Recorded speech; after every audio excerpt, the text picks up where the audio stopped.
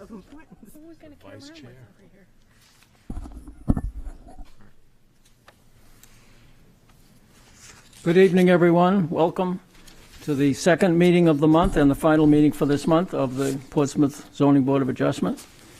And this evening we have, as a matter of interest in case anyone was here for just particular things, before we go into the rules and regulations, I'm just going to announce that we have two requests this evening for items on the agenda to be postponed until next month. One is the request of One Market Square, LLC owner, for property located at 1 Congress Street, et cetera, et cetera. That has been requested by the applicant to be postponed until next month. If I could get a motion to take it out of order, we'll vote on that. So moved. Thank you. Second, to take it out of order? Phil, yes. Ms. Eldridge, thank you. Okay, thank you. Those in favor of the request to take it out of order, please say aye. Aye. Aye, okay. And why don't we just vote, why don't we just go ahead and vote on the substance of the request, which is to postpone hearing before this board until next month. Is someone prepared to make that motion? So moved. Thank you, Mr. Rossi. Second? Second. Thank you, Mr. Lee. Yep, Mr. Lee got it. Okay, thank you. Your motion, please.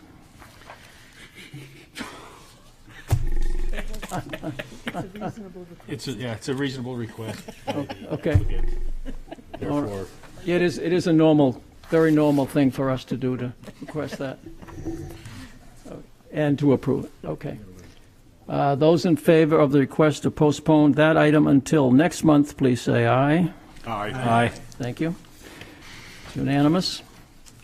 The second item that has a request to postpone until next month is the request of item E on the agenda, which is a request to postpone the appeal of Duncan McCallum, attorney for applicants, of the December 16, 2021 decision of the Planning Board for property located at 31 Rains Avenue, 203 Maplewood Avenue, and 1 Rains Avenue, which granted the following, et cetera. And then it goes into the site plan approval and so on and so forth. So that has been requested, and as everyone, it's sort of a formality because, as everyone knows, it's stayed by a court order at this point anyway. So, and essentially, it's put on hold, and we have no control over it until and if it ever comes back to us. So, excuse me. Is there a motion to grant that postponement at least until next month? Sure, I move to grant that. Thank you, Mr. Lee. Second? Second. Second, Mr. Mantle. Thank you. Okay. Any discussion on the motion to postpone? No, apparently not. Those in favor of postponing that item until next month, please say aye. Aye. Aye. Done. Unanimous. Okay. Those two are taken care of. Now I'm going to ask Mr. Stith to comment on participation via the Zoom technological system. Thank you. And we do have some participants. For those participating on the Zoom call, if you would like to make comment during the public input portion of any of the public hearings we have tonight, please use the raised hand icon, and we will call on you and unmute you and allow you to talk and make your comments. Thank you, Mr. Stith. Okay. In terms of how we proceed, let me just go over the basic ground rules. We ask the applicant to address the board and explain their proposal, emphasizing the 5 criteria on which we have to judge the applicability of it to the rules and regulations of the City of Portsmouth, the ordinances. And after that, which is limited to 15 minutes, unless the applicant wishes to request in advance, before speaking, an additional 5 minutes, which the board may grant at that point. And then after that presentation and questions from the board, if there are any, we ask that those who are in favor of the application come up, state your name and address, please, at the podium here, speak right into the mic, and explain to us why you feel as the way you do, and that's limited to 5 minutes. The same goes for a call to those, secondly, who are opposed to the proposal. Again, 5 minutes. And then thirdly, it's a call for 2 for or against anyone, and if they've previously spoken, they can come up again. There is no time limit on those comments, but we really request that people keep the comments to the essential points of the discussion, so it doesn't drift along. And so, excuse me, and at that point, we'll close the public hearing.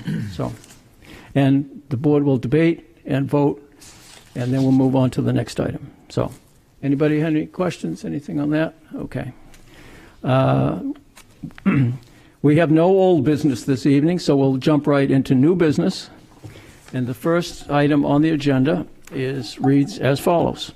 The request of 230 Commerce Way LLC owner for the property located at 230 Commerce Way, whereas relief is needed to construct a new veterinary care building which requires the following. 1, a special exception from section 10.440 use number 7.50 to allow a veterinary clinic use in a district where it is allowed by special exception. Said property is shown on Assessor Map 216, Lot 5, and lies within the Office Research OR District. Who speaks in favor of this request, please? Good evening, Mr. Chairman. My name is Justin Passe. I'm a lawyer at DTC Lawyers here in Portsmouth. Good evening to you. Good evening to Mr. Stith and other members of the board tonight. Happy to be here. I'm joined tonight by Patrick Crimmins of Ty & Bond, who's a professional engineer on this project. We also have Jeffrey Roth, who is the Director of Real Estate and Facilities at Ethos Veterinarian Health, which is the parent company to Port City Veterinarian, who's joining us remotely from the Zoom platform.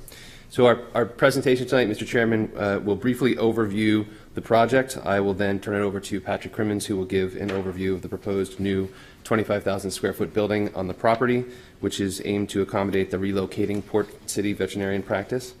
I'll then return to quickly summarize the special exception criteria that apply in this case, and of course we'll be open to any questions from the board that may be posed. So just jumping quickly, Mr. Chairman, into the overview here. The board has obviously received our package, our narrative, the plans that we provided, the photographs. I really just want to hit the high points here. And in that context, the executive summary here really is that this special exception request will facilitate a great expansion of a great local business to serve more patients and more families in the Portsmouth and greater region in a manner that's perfectly cited for the property at question here. And I want to make 3 foundational points in this context. First, Port City is a great community asset and has been since 2008. They literally are the facility that you bring your dog or cat to in the middle of the night when they're experiencing a medical emergency, as I have and maybe some of you have too. They are a 24/7 emergency room facility. Their issue here is that their current facility, which is located across the street from 230 Commerce Ave at 215 Commerce Ave, and which is 15,000 square feet in size, is not big enough. They simply do not have enough ICUs or ORs, they don't have enough tables, and they need more space. And the reality here is that, unfortunately, they are turning patients away, sometimes when those patients are in dire need of medical services because they don't have the room to provide their medical service. So the goal is for Port City to continue to provide the same services that it has been providing for the last 15 years, which are, to summarize, 24/7 emergency services, 6-day-a-week specialty vet services to small and domestic animals. Those services include cardiology, diagnostics like MRI, CT, X-ray, fluoroscopy, and ultrasound, internal medicine services, oncology, ophthalmology, surgery, and pharmacy. As we detailed in our narrative, there are no large animals that are treated at the facility existing or would be treated at the new facility. There's no crematory. There are no commercial boarding or kennels. So the bottom line on this first point is that this is a great community asset for the last 15 years. We want to avoid turning patients away. We want to bring new jobs in the form of additional doctors and technicians to the new building, and they want to continue to serve the community. The second foundational point here is that Port City already has a variance for this exact same use to inhabit the building across the street at 215 Commerce Ave that was granted by this board in 2008. The point here is that this specific use has already met the higher standard for a variance. At the time, veterinarian hospitals were not allowed in the OR district. They are now by special exception. So this board has already deemed it appropriate for this office park and for this neighborhood to have such a use. They're simply going across the street. That's the point here in the second primary example I'm making. The third primary point here, and this is something that Patrick Crimmins will elaborate on, the new building proposal is undergoing planning review, okay? It's attended the TAC. They were at the planning board for a conceptual review last Thursday, and the planning board is going to address all the site-related concerns like utilities and stormwater and traffic, et cetera. But importantly, based on the development that's already happened inside the office park, the impact of the complete build-out of the office park, including the proposed additional square footage contemplated by this project, has already been studied, particularly in the context of traffic and infrastructure. And the reality is that the surrounding infrastructure, Commerce Way, Portsmouth Boulevard, is readily capable of accommodating this project. So again, I think this is a win-win for the public and for the applicant, of course, as well. This is a reasonable additional development on a large 5.6 acre parcel. The use already has a variance to exist in a building across the street. And as proposed, it's actually, the new building would be more insulated from surrounding buildings than where it is currently sited. So with that, Mr. Chair, I'll turn it over to Patrick Crimmins to give an overview of the project. Thank you.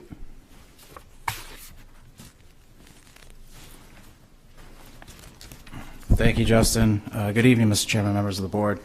For the record, I'm Patrick Crimmins with Ty & Bond. We're the civil engineer of record on the project. So the proposed building itself is going to be sited at the existing 230 Commerce Way parcel, which currently occupies a 50,000 square foot office building with 301 parking spaces where only 143 are actually required. So this is a perfect example of infill where projects back in the 80s and 90s where the excessive parking was built were utilizing these impervious spaces to construct new development within the existing footprint. So the proposed project is sited, as Justin stated, in the back of the property isolated. This is that. There we go. Proposed building, the 25,000. It's a 12,500 square foot footprint. Here's Portsmouth Boulevard, Commerce Way, the abutting 210 Commerce Way property, and to the rear is the Market Basket property. There is a wetland that separates these two properties. We're proposing this building again within the limits of an existing impervious surface parking lot. What we'd be actually doing is proposing to site the building in the rear here, and the result is going to be a more conforming site in terms of parking itself, where 204 spaces are required. This site plan would be providing 229 spaces, which is in between the maximum and minimum thresholds of the zoning ordinance. In addition, the project itself will bring environmental improvement, and I think this ties to your criteria 5 relative to stormwater, no significant increase in stormwater. The development's going to result in a decrease in impervious surface on the site. We're actually going to be removing approximately 5,000 square feet, just under, of impervious surface from the 100-foot buffer and restoring that to provide further environmental protection to the existing wetland. In addition, the existing paved areas in the rear and the new building will be captured in a new upgraded stormwater system, detained underneath, and properly treated in accordance with the City of Portsmouth requirements and alteration of terrain requirements for the state of New Hampshire. For utilities, we have already met, as Justin alluded to, with the Technical Advisory Committee on a work session basis. We've also met with Concom and Planning Board conceptually as well. But there were no red flags in terms of municipal services providing to the site, no excess demand. So again, I think that addresses your criteria for the streets are properly constructed with adequate water, sewer, gas, electric to service these buildings. And then lastly, related to another criteria, which Justin alluded to, is the piece of the traffic where we would be adding this 25,000 square foot area.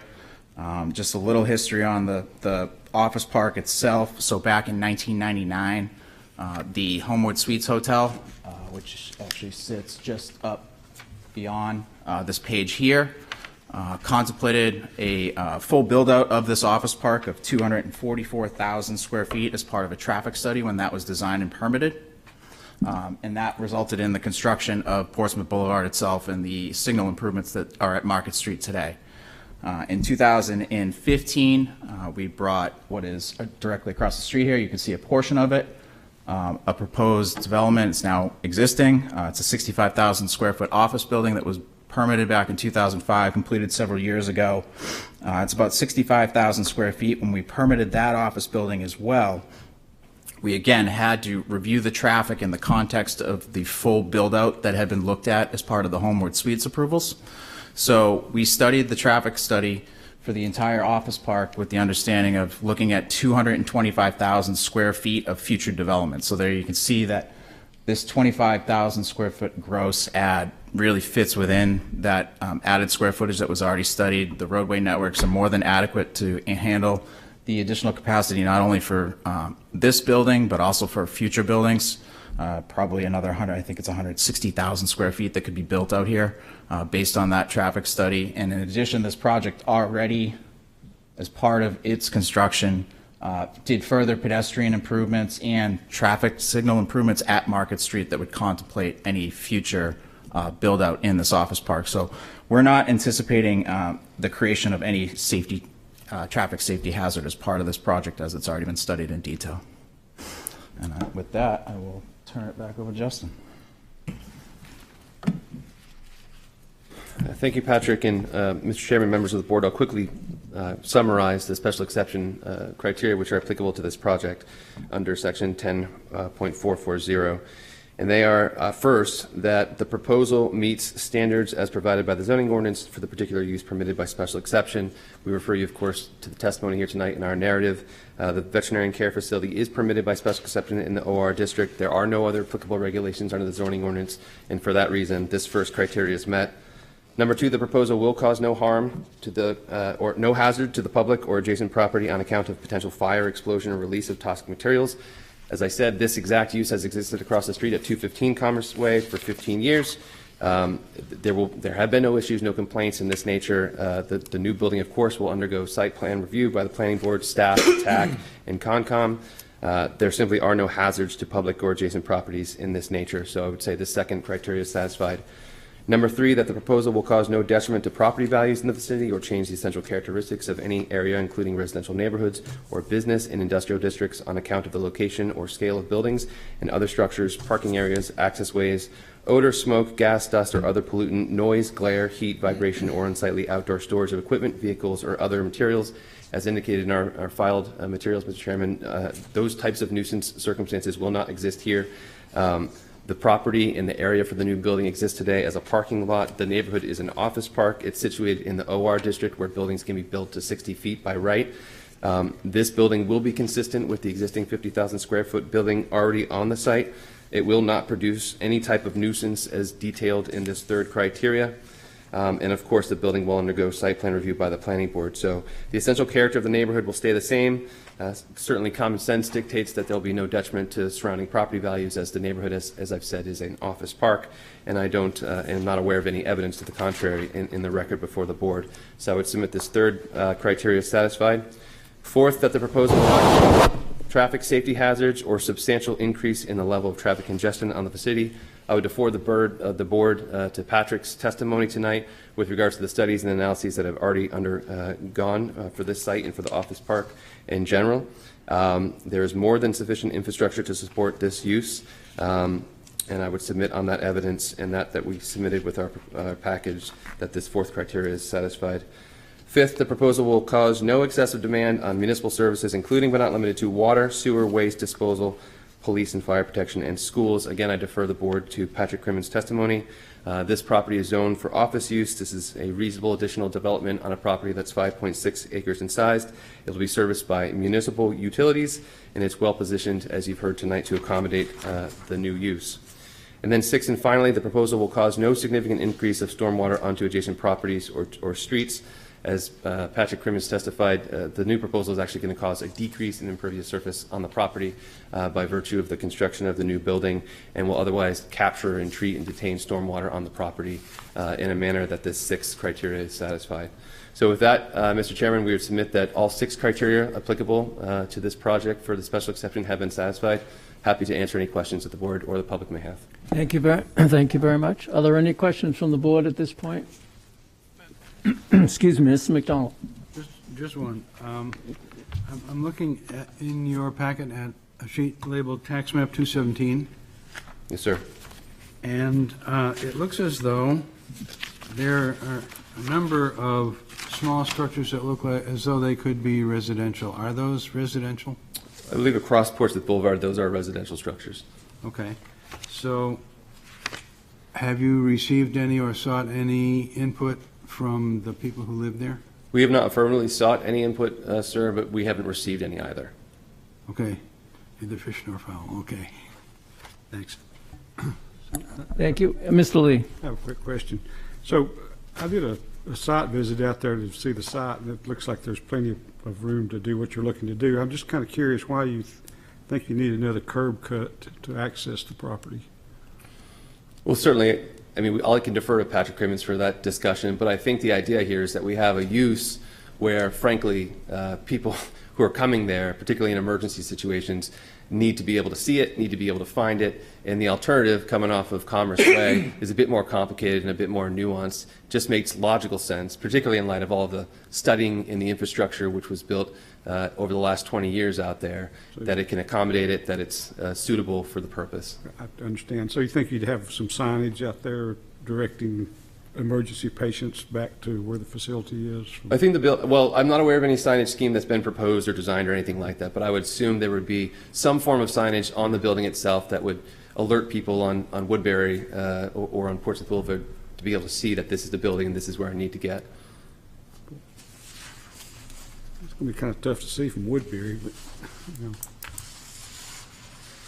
I think I could add to that. Justin did a great job describing it, but in terms of the signage, there's actually signage all along Commerce Way. I would anticipate that it's going to be in line with all of that, so that there is, monument signage at the frontage, so that you know to come in, especially particularly in the case of an And emergency. logically, going to have a special entrance for emergency situations, signage would be appropriate. Yeah, to direct people exactly. back to Woodbury. No, and that's the reason it's designed as such, to create that flow, so you can come right in for an emergency, come around if you have to, the drop off at the emergency back door there. All right, thank you. Sure. Thank you. Excuse me, any other questions? Anybody? Ms. Margerson?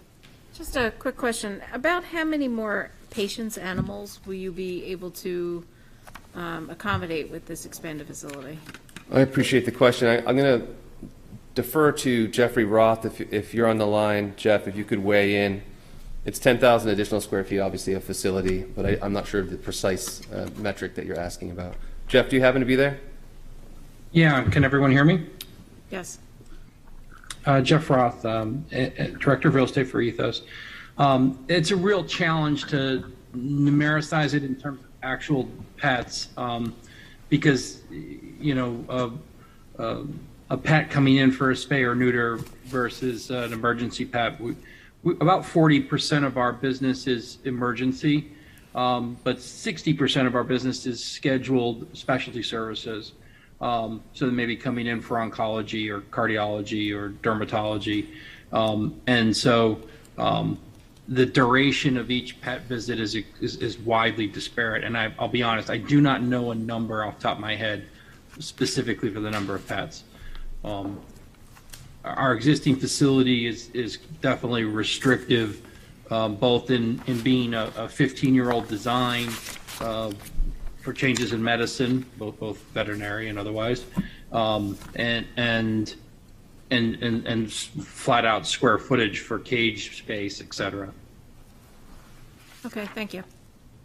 Thank you. Anybody else? Any other questions at all from the board? Anything from the board?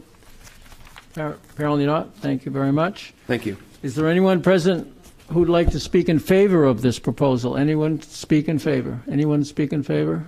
Apparently not. On the Zoom? No? Okay. Anyone present or on Zoom who'd like to speak in opposition? Anyone? Anyone? Yes, please come up, and your name and address, if you would, please. I'm Abigail Gindel. I live at 229 Clinton Street. I am on the Conservation Commission, but I'm here as a private citizen, or whatever designate me as.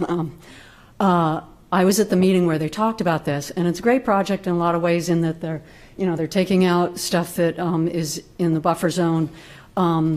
My objection with this is they're a cut through for the driveway. I have used the veterinary services before. you're coming on Portsmouth Boulevard, they're going to have to chop out a lot of that, the trees that divide the lanes.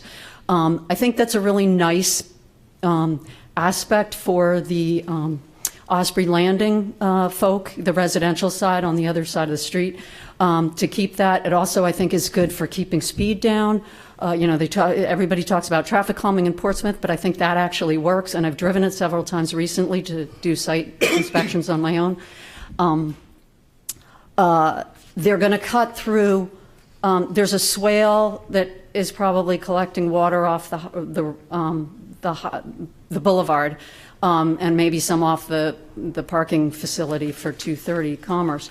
But there are some it's a glen of old trees, oldish trees, good sized diameter. They're going to have to cut a swath through there. They're going to have to take out the trees dividing the lanes.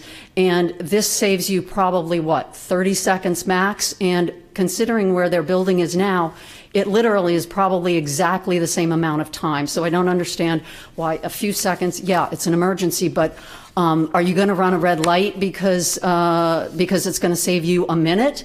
This doesn't. There's a turning lane designated for it already to turn out on Commerce Way. And then when you go inside the driveway, it's the quick left. The parking area has such wide lanes between the spaces that you can easily fit 2 cars coming and going. It's wider than some of the Portsmouth streets.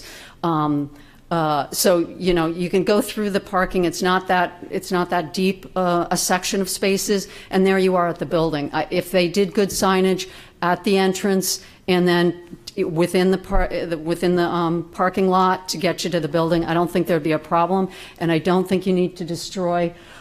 Take out sort of a glen forested, a semi-forested area to put in yet another paved surface when what's there seems to be functioning really well. And there's not a lot of traffic in that parking spot, that parking lot either.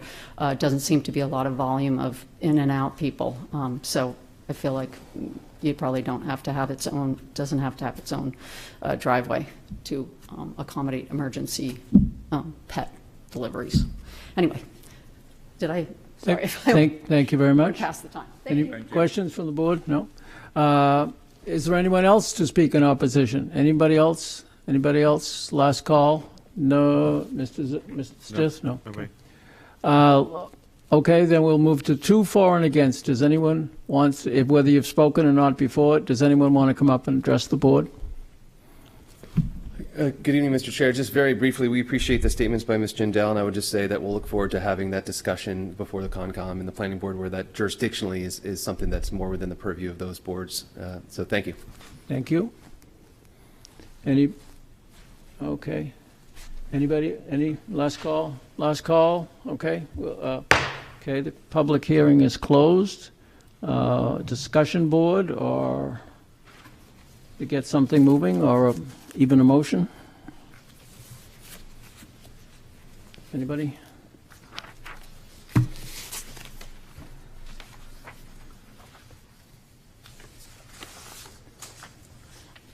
Mr. Chairman? Mr. McDonald? I will offer a motion that the proposal be accepted as presented. Thank you. Is there a second to that motion to approve? I'll second. Ms. Margerson, thank you very much. Mr. McDonald, your motion, please.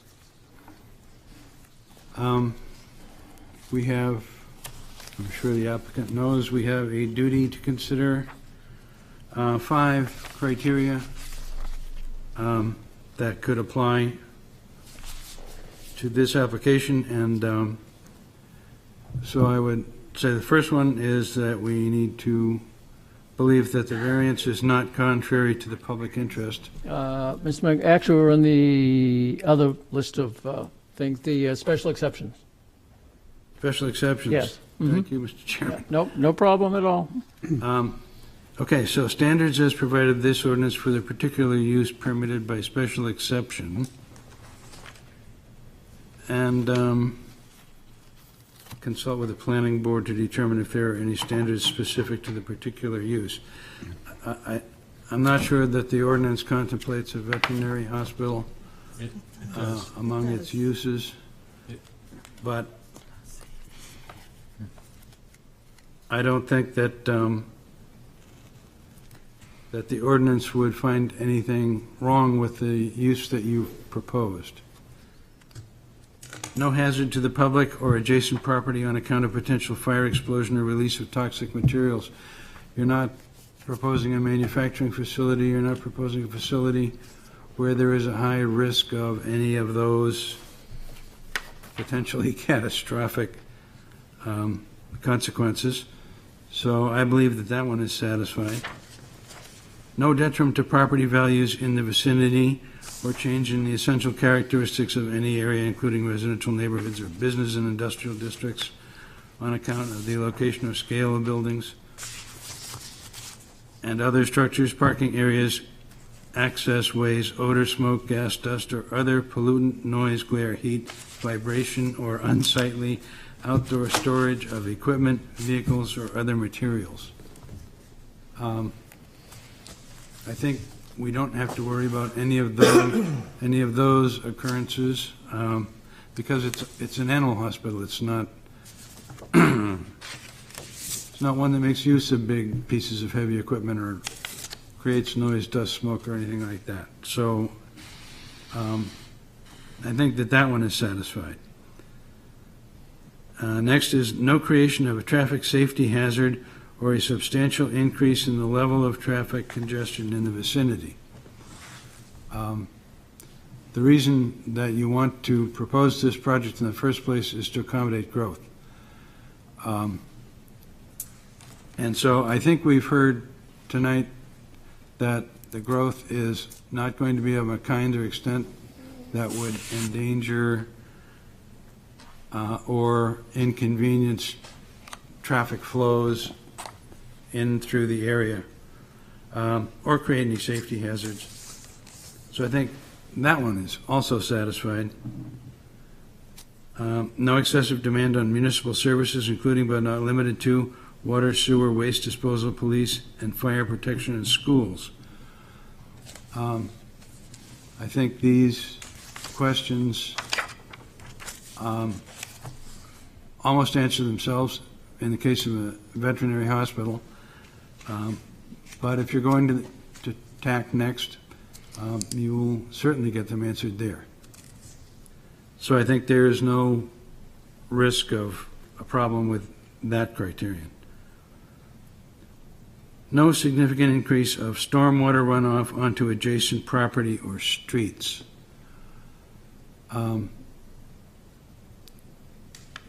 If you're going to expand the coverage of the lot with pavement, that can cause drainage questions to arise.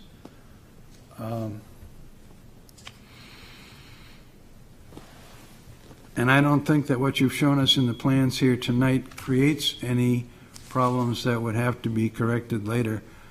But if it does, they can be corrected later. So I don't see how there is a danger of failing this standard in a permanent way, because you can always go back and fix it. So that is my view of this application, and I will support it. Thank you very much. Ms. Margison.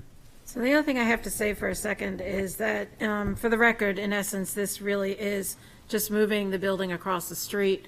There's an expansion of 10,000 square feet. We don't know if that's to increase the patients or perhaps additional equipment.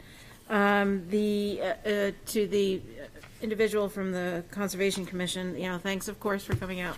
And I think that for our criteria for special exception, we just have to look at no creation of a traffic safety hazard with respect to that little, the Curb cut. middle of the street that you were talking about, and the curb cut. So I think that this application does not run afoul of that, so I will be supporting it. Thank you very much. Anything further from the board? Anybody, anything at all? Any comments before we call for the vote? Okay.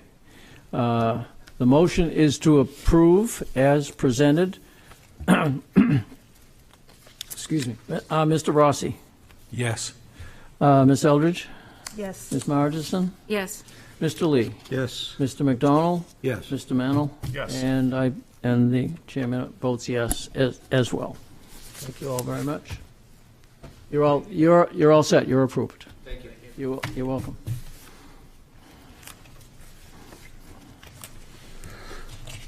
Okay.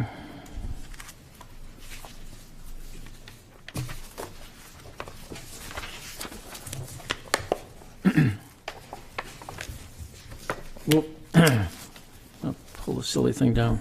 Well, moving right along, item B under new business reads as follows. The request of HCA Realty owner for the property located at 0 Borthwick Avenue, whereas relief is needed to construct a remote parking area for hospital use, which requires the following. 1, a variance from section 10.113.41 to allow a 35-foot front setback for a parking lot where 50 feet is required.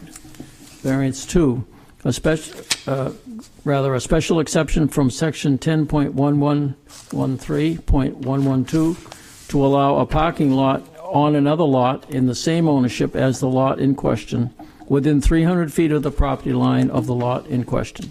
Said property is shown on Assessor Map 234, Lot 7-4A, and lies within the Office Research OR District. Who speaks in favor of this proposal, please? Good evening, Mr. Chairman. My name is Justin Passe. I'm a lawyer at DTC here in Portsmouth. Here tonight on behalf of the applicant, Portsmouth Hospital, joined by Patrick Crimmins, a professional engineer on this project from Ty & Bond, and also joined, thankfully, by Dean Carucci, who is the CEO, and Matt Larkin, who is the COO of Portsmouth Hospital, who are both present in the room tonight. As a procedural matter, Mr. Chairman, I actually would request the leeway of the board for an additional 5 minutes, and if I just give me leave to explain why. It's really a bifurcated application. We have a request for a special exception, which is the foundational permit that we need to just have the parking lot on the site. And then as a secondary matter, there's this variance request to accommodate the dimensional relief for the front setback. I would propose giving our testimony with myself and Patrick Crimmins, and to the extent necessary, Mr. Carucci or Mr. Larkin, and having that testimony apply to both applications so that we don't have to go through it twice. And for that reason, I think 20 minutes would probably be more acceptable for us to get through what we have to get through. Okay, I'll ask for a voice vote on the request for an additional 5 minutes. Is everyone agreed? Please say aye if you agree. Aye. Aye. Any opposed? Yeah, you have it. Thank you, Mr. Chairman. So I'll do a quick overview as I did in the last application. I'll turn it over to Patrick Crimmins to describe the property and the project from an engineering perspective. I will then, I would suggest taking up the special exception first, and if that is successful, we could follow that by a presentation on the variance criteria. So obviously the board has reviewed our materials, our narrative, our plans, the photographs that we've provided. We're here again just to highlight the high points here. The executive summary is that for years, Portsmouth Hospital has provided medical care to the residents of Portsmouth and the surrounding areas, and they've provided great jobs for the community. And despite the trying times that COVID presented for many of us, and for the hospital too, it is experiencing growth. There are more ER visits, more surgeries, more admissions. And in response to that demand, the hospital is continuing to invest in facilities at the property and continuing to invest in the community, as we elaborate on in our narrative. So there are expanding services, and the hospital's goal here is really to ensure that there are local medical treatment options for people of Portsmouth and people of the greater region. The issue is that despite the expansion and despite the good news that the hospital has for the community, its off-street parking situation is not adequate. And I think those of us who have been there and tried to find parking at high demand times could attest to that. And so I want to break down very quickly in a way that Patrick Crimmins will correct me if I misstate anything, but I want to break down the actual situation regarding off-street parking at the hospital. So the hospital property, of course, is 333 Borthwick. It's 20.87 acres in size. It's built out as depicted on the plans and the photographs that we've provided. Currently, it has 783 total parking spaces on campus. Now, this is inadequate under the terms of the city's zoning ordinance and under common sense, as I've said, for those of us who have been there and tried to find parking at high times. The campus actually consists of two uses under the zoning ordinance. The first is the medical office use, and the second is the hospital use itself. Under the zoning ordinance, the medical office use requires 187 parking spaces. That's one space for every 250 gross floor area. The hospital use requires 965 parking spaces at minimum, based on the tie and bond parking demand analysis that was included with our filing. So collectively, under the zoning ordinance, the current demand signal for the hospital is 1,152 spaces at minimum and 1,382 spaces at max that would be permitted under the zoning ordinance. So in other words, with only 783 spaces, the hospital is operating with 32% less parking than the minimum amount appropriate under the zoning ordinance and 43% less than the maximum permitted under the zoning ordinance. The reality here is that this situation has caused the hospital to look around and try to troubleshoot and figure out where it can have more parking, which really leads us to why we're here tonight. The hospital is proposing, as we've indicated in our materials, a 520-space satellite parking lot on the 9.09 acre lot across the street from the parking lot, which is identified as City Assessor Map 234, Lot 74A. That parking lot will accommodate overflow patient and visitor parking. With the additional 520 parking spaces proposed, the hospital will have 1,303 total spaces, which is more than the minimum amount permitted by the zoning ordinance or required by the zoning ordinance, but less than the maximum amount. Uniquely, the property in question is very well situated to accommodate the proposed use. And I'll just give a quick overview of the property itself. As I said, it's 9.09 acres in size, but it's very oddly configured and it's encumbered by unique circumstances. Specifically, despite its large size and its greater than 1,000 feet of frontage along Borthwick Avenue, it's actually relatively shallow compared to other lots in the area that are of that size. There's also significant wetlands on the eastern side of the property, which Patrick will elaborate on, and a private road, Eileen Dondero Foley Ave, on the western end. And then right through the middle, essentially, there's an electric easement from NHEC, which gives NHEC quite a broad spectrum of authority to clear brush and to maintain that area for its easement. So as a result of these unique circumstances, traditional OR district type development on this lot is a big challenge and is not particularly viable. There are also no other alternatives in the area for the parking lot, as depicted in the plans and the aerial photographs that we've provided. And ultimately, when you distill this thing down, what we're proposing, a parking lot in this location, is going to be vastly similar to the other properties in the area, to include the Jackson Gray building, which is right next door, the hospital campus building, which is across the street, and the Liberty Mutual building, which is closer to Route 33, but which itself has a satellite parking lot across the street from it. So to accomplish the proposal, we need a special exception from section 10.113.112 just to permit the satellite parking lot, and then a variance from section 10.113.41 to permit a front setback of 35.4 feet where 50 feet is required. I will turn this over now to Patrick Crimmins to actually give the board an idea of the parking lot proposed itself.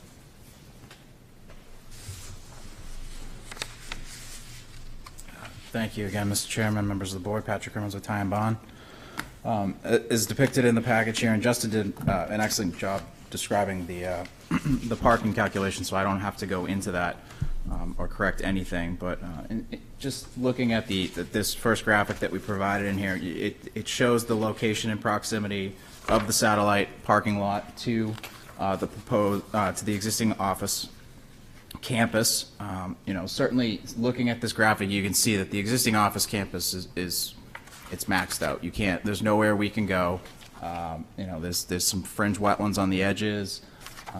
It's fully built out with the hospital and parking, and it's encumbered by a large 325-foot overhead power line easement. So you can't go up in the parking lot itself. So that's why we're looking at alternatives to construct parking to meet the hospital's inadequacies. Naturally, looking across the street, this fit very well, and particularly given the site characteristics that Justin just described, we think the parking is an appropriate use here. If you want to scroll to the more detailed site plan on the next page, please. So this is that 525 proposed space parking lot that Justin just described. Again, with Borthwick Avenue to the north, the recently constructed Elaine Dondero Foley Boulevard Avenue to the west. I'll call that EDF Ave from now on. And then the Unitel property with some wetlands again to the south, and another vacant wetland site to the east of the parcel. What's again unique about this site is it's also like the site across the street, encumbered by a number of obstacles. One is that EDF Boulevard, that is a private roadway. That is a right-of-way for the recently constructed medical office building that is across the train tracks. So there's no opportunity to develop in that area. Along the south portion of the site, it's also hindered by an existing sewer and gas line easement, again, making challenges for putting any sort of building infrastructure there.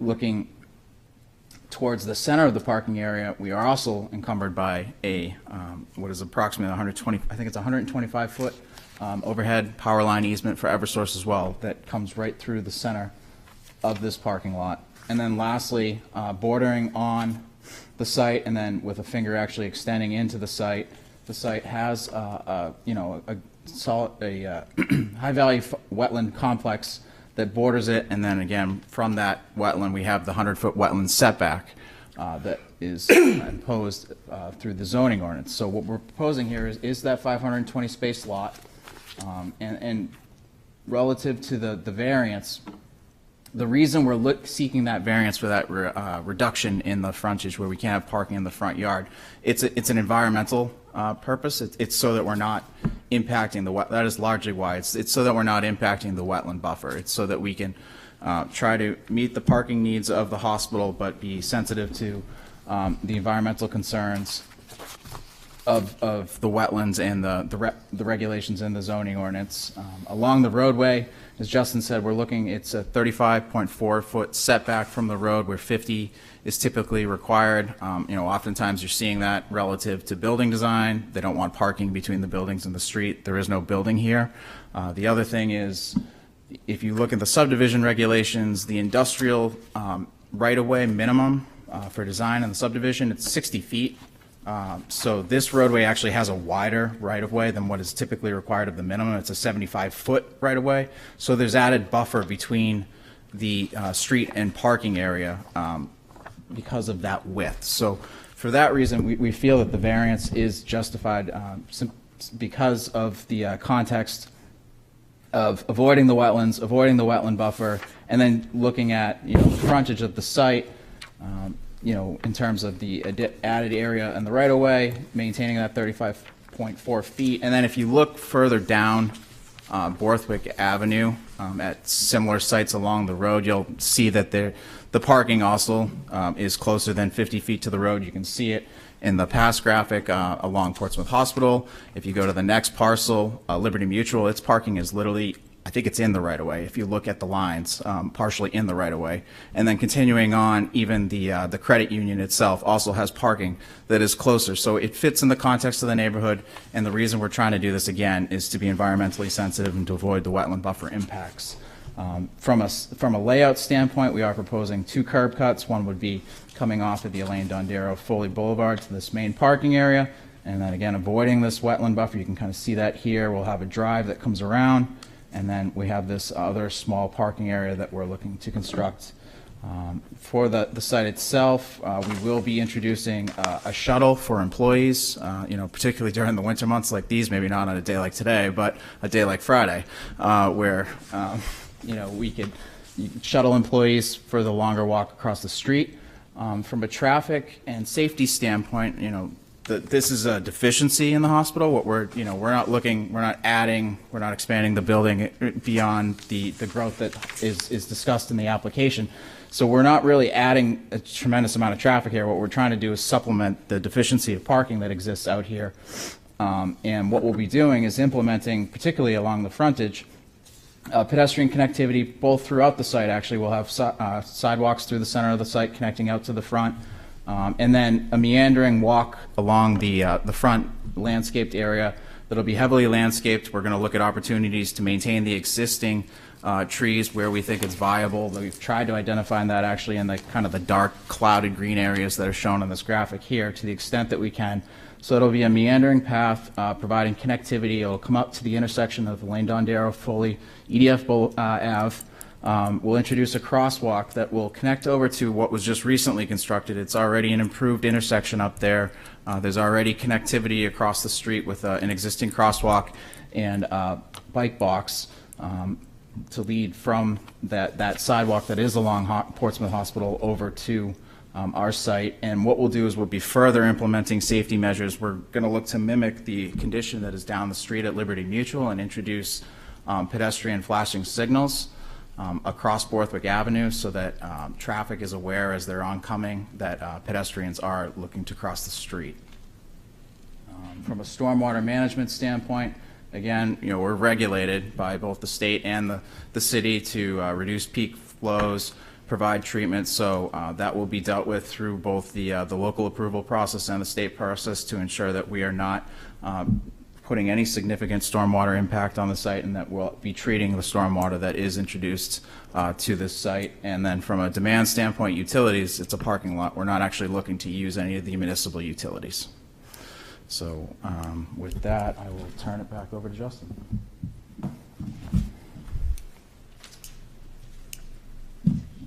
Thank you, Patrick. Mr. Chairman, if it pleases the board, I will just summarize the special exception criteria first and then defer to the board to take that matter up. That's fine. All right, thank you. So the Section 10.113.112 of the zoning ordinance authorizes the board to grant special exceptions for satellite parking lots when they are in harmony with the general purpose and intent of the zoning ordinance and meet the express special exception standards laid out in 10.232.20. Here, just as a foundational matter, the proposal is in harmony with the general purpose of the zoning ordinance, which is to promote health, safety, and welfare, because the hospital's proposal will serve a critical need of the hospital, and its expanded services will serve the public. But the proposal also meets the express standards laid out in the zoning ordinance as well, which include, first, that the proposal meets standards as provided by the zoning ordinance for the particular use permitted by special exception. As we described in our narrative, this use is permitted by special exception by the zoning ordinance. There are no other applicable regulations in the zoning ordinance, and for those reasons, this first criteria is satisfied. Number two, that the proposal will cause no hazard to the public or adjacent property on account of potential fire, explosion, or release of toxic materials. This criteria is settled as a matter of sort of self-evidence. There is no threat of this nature proposed by the parking lot itself because it is a parking lot. So I would suggest this second criteria is satisfied. The third special exception criteria lists a long list that I won't repeat here of potential nuisances, and it is trying to protect against the potential that the project impact negatively surrounding property values. And I would say here that the proposal is going to create a parking lot and a project that is vastly similar and consistent with the surrounding area, and consistent with the existing parking lot at the hospital, at the Jackson Gray building, at Liberty Mutual, et cetera, as Mr. Crimmins elaborated on. Borthwick Avenue will remain looking the same, particularly with the nice landscaping that Patrick discussed, and there will simply be no protection of any nuisances that would affect property values. So I think common sense dictates here that there will be no diminishment of surrounding property values, and we're not aware of any evidence to the contrary in the record. So we would suggest this third criteria is satisfied. Fourth, the proposal will not create traffic safety hazards or substantial increase in the level of traffic congestion in the vicinity. I direct the board to Patrick Crimmins' testimony in this matter. It's certainly the truth that many of these same cars are already coming to the site. They're just not finding parking when they get there. So this will certainly service the hospital's needs in a way that is environmentally sound, as Patrick described, and there won't be any additional nuisance in the way of traffic safety hazards, particularly with all the additional measures taken to ensure pedestrian safety that Patrick described. So I would suggest this fourth criteria is satisfied. Fifth, that the proposal will cause no excessive demand on municipal services, including but not limited to water, sewer, waste disposal, police, and fire protection. Again, this is a parking lot. There will be no demand on municipal services for that reason. So this fifth criteria is satisfied. And then finally, the sixth applicable criteria is that the proposal will cause no significant increase of stormwater onto adjacent property or streets. Again, as Mr. Crimmins testified, the site will be designed and vetted through TAC and through the planning board and city staff. And certainly it will be designed in a way to collect and treat stormwater runoff, which is generated by the new impervious surface on site. But certainly there'll be no significant increase in runoff, and it will be taken up by the planning board. So we would suggest the sixth criteria is satisfied as well. And with that, I would defer to the board, Mr. Chair, on the special exception. Any questions? I have a couple before you said. Anybody question? Anybody? Questions? No. One question I had relates to some of this stuff may be TAC or site review, but is there any specific provision for snow storage for this rather large lot?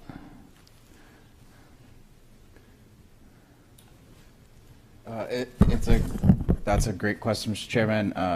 The answer will be yes, and it will be identified on the site plan as part of the Technical Advisory Review Committee process, but the idea would be to demonstrate where those snow storage areas are, and that snow would then be captured and treated. Okay, that's going to be dealt with. Okay, fine.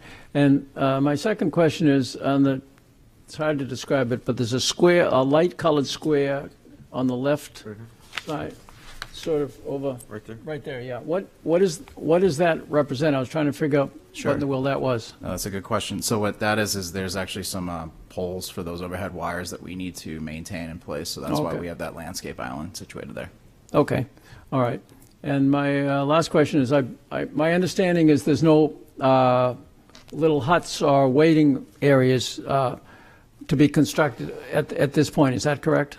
Or are Just- there going to be? There would be a shelter that would be constructed along at the bus stop right in this vicinity here, but that would obviously need to meet all setbacks Okay, that's it. requirements. You're all set with setbacks on that? Yep, we will make sure that we are, yes. Okay, good. Okay, thank you. Anybody else? Any questions? Nothing? No? Thank you very much. That's the proposal. Is there anyone else present who would like to speak in favor? Anyone? Anyone? Seeing nobody? Oh, I'm sorry. I just Zoom? want to make it, well, there's no one on Zoom, but I wouldn't think you would close the hearing on the matter without hearing the variance. Oh, okay. No, that's right. I mean, I was thinking, okay, I was going to do it in two separate ones. So we can do it, all right. public hearings, or, I mean. No, I mean two votes. All right, we can do that. Right, I think you can still do it Yeah. in two votes, Yeah. but after the public hearings. Yeah. Okay, let's go right ahead. Let's go right into the second section. All right, thank you, Mr. That- Chairman. For ease.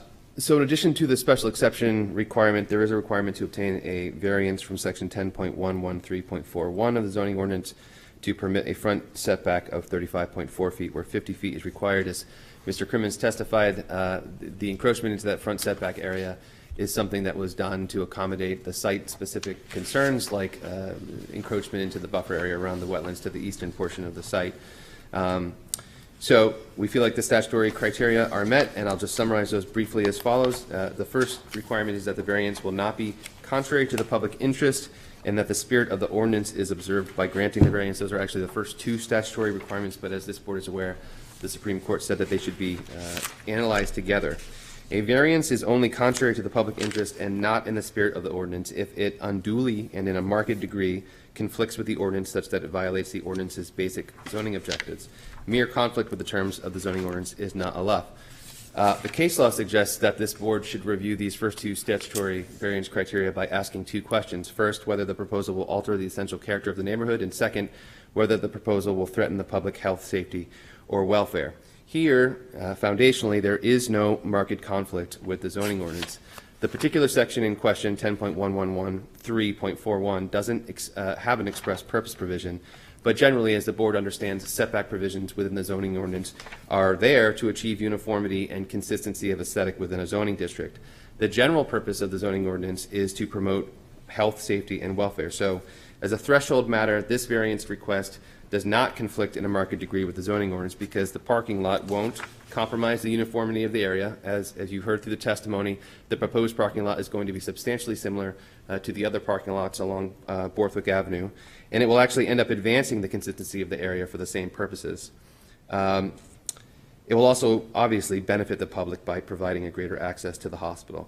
So the request also satisfies the underlying case law requests because, again, there will be no alteration to the essential character of the area, and there will be no threat to the public health, safety, or welfare, particularly when you consider the testimony regarding the crosswalks and other pedestrian signals that will be incorporated into the plan and will be reviewed and vetted through the city staff and the planning board.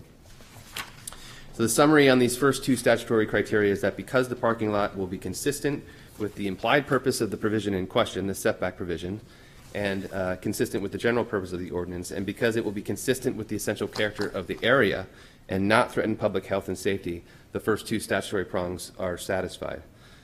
Third, substantial justice is done by granting the variance. As Peter Laughlin wrote, perhaps the only guiding rule on this factor is that any loss to the individual that is not outweighed by a gain to the general public is an injustice. Here, The public does not gain by denying the variance.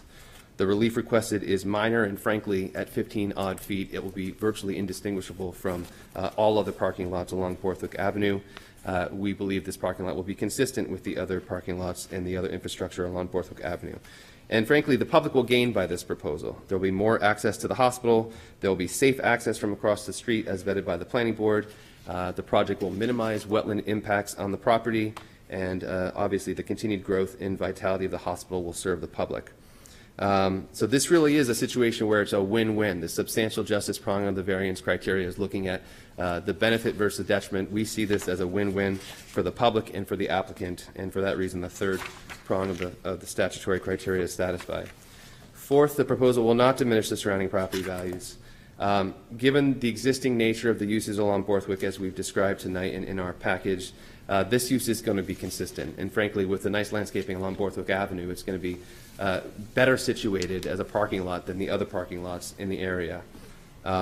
There's no other contrary evidence to in the record before the board tonight, so we would submit that on common sense, really, this proposal will not detriment surrounding property values. Finally, everyone's favorite, the hardship criteria, which requires that literal enforcement of the provisions of the ordinance would result in an unnecessary hardship. As the board knows, the legal standard here is whether due and owing to special conditions of the property which distinguish it from other properties in the area, there is no fair and substantial relationship between the general public purpose of the ordinance provision in question and its specific application to the property in question. And of course, the proposed use also has to be reasonable. So here, just summarizing, there are special conditions of the property that we have discussed tonight. The size of the lot, which is bigger than many of those in the area, but also is more shallow than those that are similarly sized. The existence of significant wetlands on the eastern side of the property, Eileen Dondero Foley Avenue, a private road on the western side of the property, the sewer easement on the southern portion of the property, the large electric easement that goes, traverses essentially the middle of the site. All of those things make traditional OR district development of this property not viable. But simultaneously, they make the use of this property as a parking lot to accommodate the significant need by the hospital very well situated. So next, under this hardship criteria, the board has to review essentially the relationship between the purpose of the ordinance and whether that purpose is being served by applying it to the property in question. As we said, the purpose of the ordinance here is really twofold. When it comes to the setback, the purpose is to achieve uniformity within the district and consistency. And then, of course, the general purpose of the ordinance is to promote public health and safety. So the question is whether imposing this ordinance on this property in this case will achieve those purposes. We believe strongly that the answer to that question is no. The parking lot is going to be consistent with the other parking configurations on surrounding properties, particularly like Liberty Mutual, which has a parking lot that is a satellite parking lot in nature across the street and frankly right up against or in the right-of-way as Patrick described. To the extent that there are this 15-foot minor deviation within the setback, it's going to be virtually indistinguishable in light of the landscaping and in light of the other parking lots around. Also, denying the variance will not advance the public health or welfare. Really, the opposite is true. The public gains from the proposal for the reasons that I've already stated. The last little subset criteria within the hardship analysis is whether or not the proposed use is reasonable. We would submit that it is for the reasons we've already stated. It's consistent with the surrounding area. It will serve the public and the public interest by providing greater access to the hospital, which is expanding services and serving our community. So on that, Mr. Chairman, we would suggest that the 5 statutory variance criteria have been satisfied. Again, happy to answer any questions that the board may have. Thank you. Any questions? Any questions on this variance request from the board? Any questions at all? Apparently not. Thank you, sir. Thank you very much. Okay.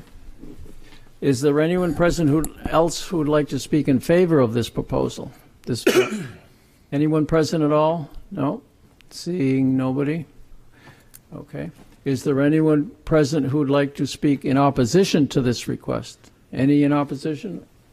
We've lost all our viewers. We've lost. They get worn out from the sheer excitement. Yeah. Last call, 2 for or against. 2 for or against. And apparently not.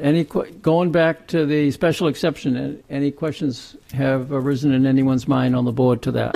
No, apparently not. Okay, we'll close the public hearing in that case, seeing that there's nobody and nobody on the On the Horn, interested, okay. What's your pleasure, board? We can deal with these separately or as a package. There's only one variance and one special exception. Does anybody want to kick off a discussion, or Mr. Lee? So I think these both would be taken together. This is a pretty straightforward request. It's a simple request for a parking lot, and the location is spot on. You know, it's a great spot for a parking lot. On the site visit I did today to the hospital parking lot, they are sadly in need of more parking spaces.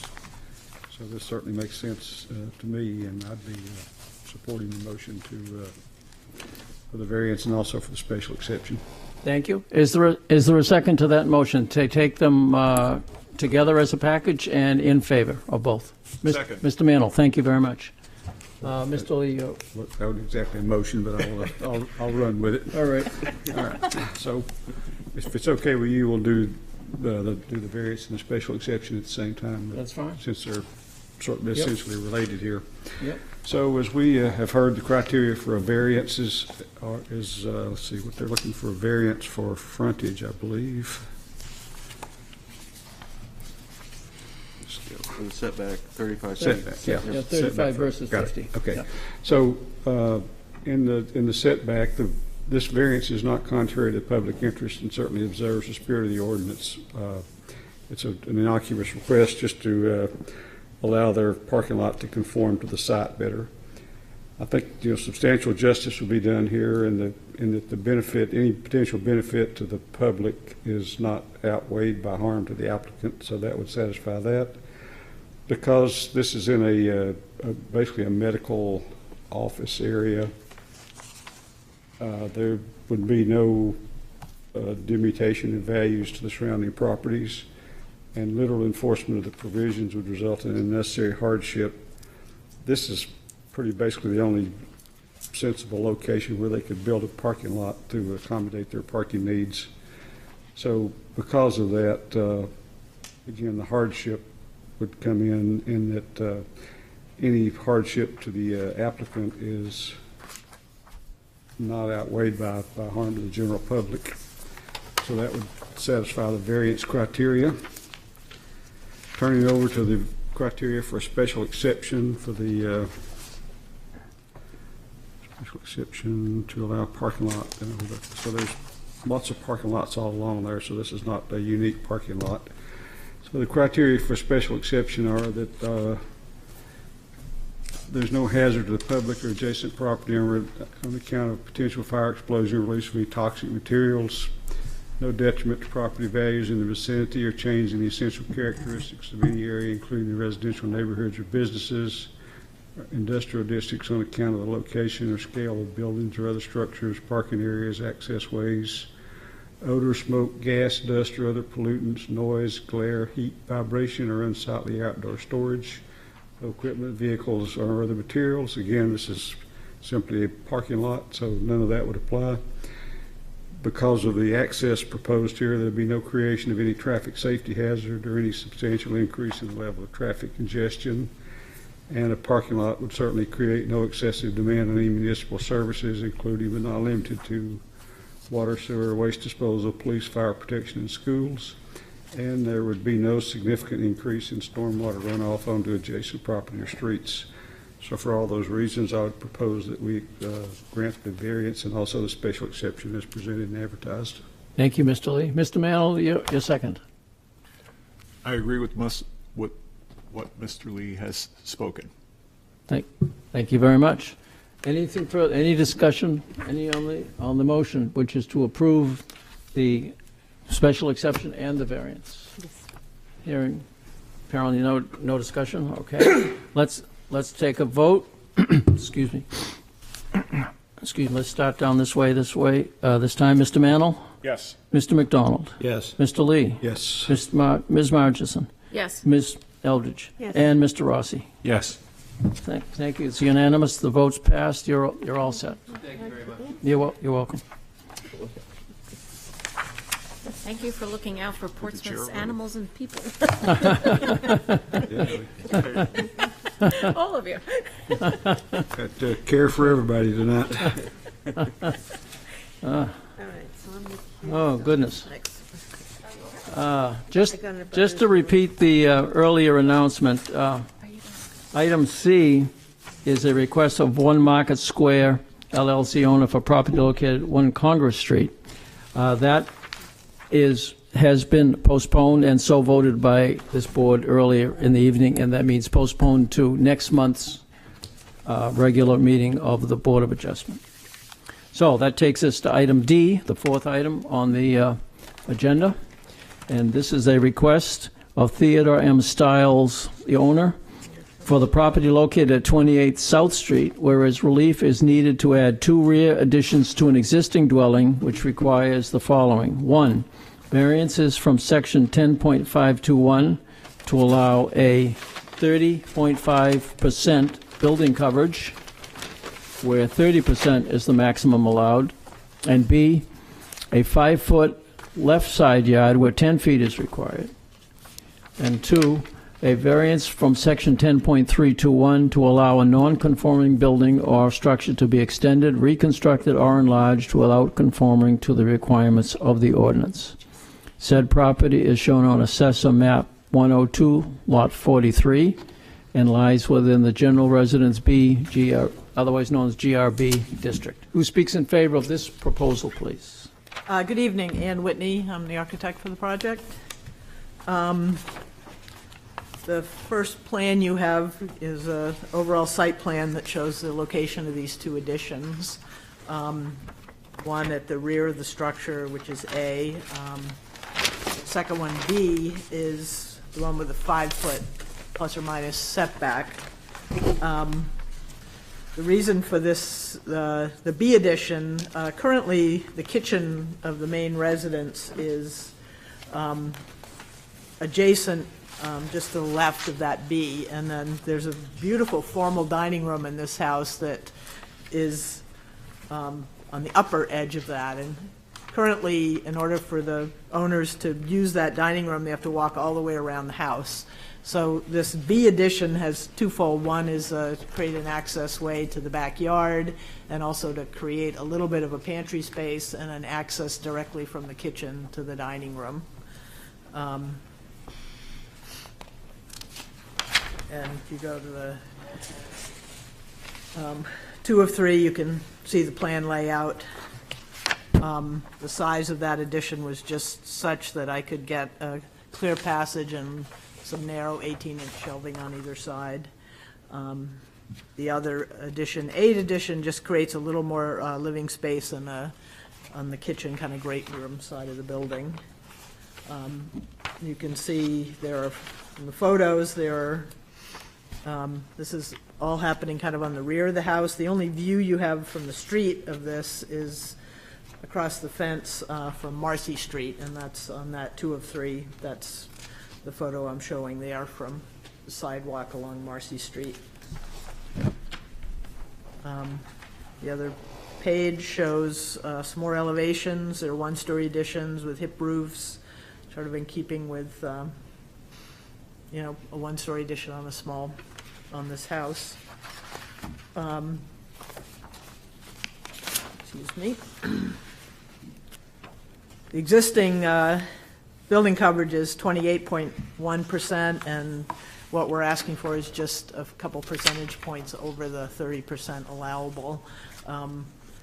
And again, that left side setback will allow access from the kitchen to an existing dining room. Criteria for the variance: variances are not contrary to the public interest, in that many properties in this neighborhood are non-conforming to both building area and to setbacks. The variants are consistent with the spirit of the ordinance, and it will allow these additions which are in context with the neighborhood and are at the rear of the house.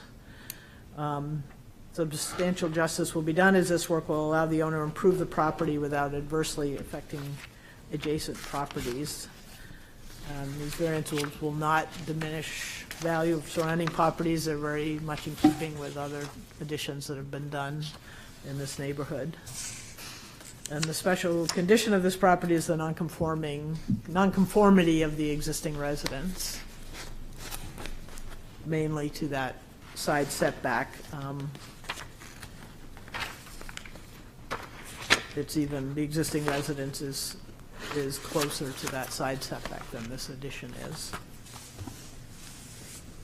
Are there any questions? Anybody on the board have a question at this point? Apparently not. Anything further? Nope, I think that covers it unless there are any questions. Thank you very much. Okay, anybody on the Zoom, Mr. Stith? No. No? Okay.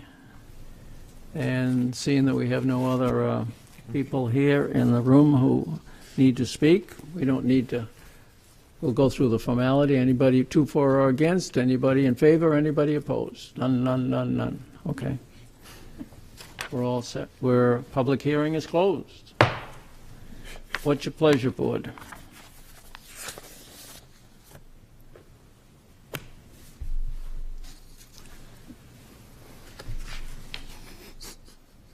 Mr. McDonald? I would move that the application be approved as requested. Thank you. Is there a second to that motion? Second. Second, Mr. Mantle, thank you. Mr. McDonald, your motion, please. I'm an almost neighbor, a couple of blocks away, and I'm familiar with the property, and I'm familiar with the neighborhood, and so the only question in my mind not answered by the drawings supplied in the packet is the question of neighbors' reaction to the proposal. There's one piece of correspondence that I just had here from Susan and William Manful, and it is in favor of the application. The Manfuls say, please approve the owner's request to add 2 rear additions to their home.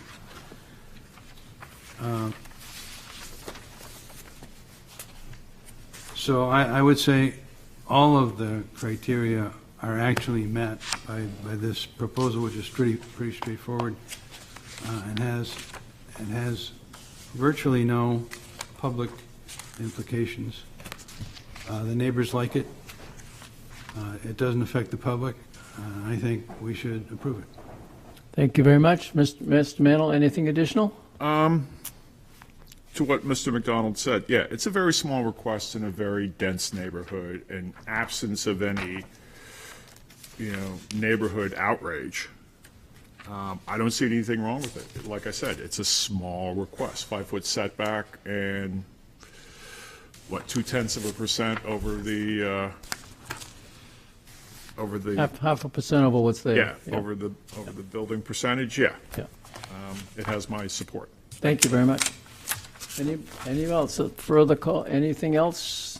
Anything else? If not, I'll call for the, Ms. Margison. I would just say that, in addition, I will also be supporting the variance request.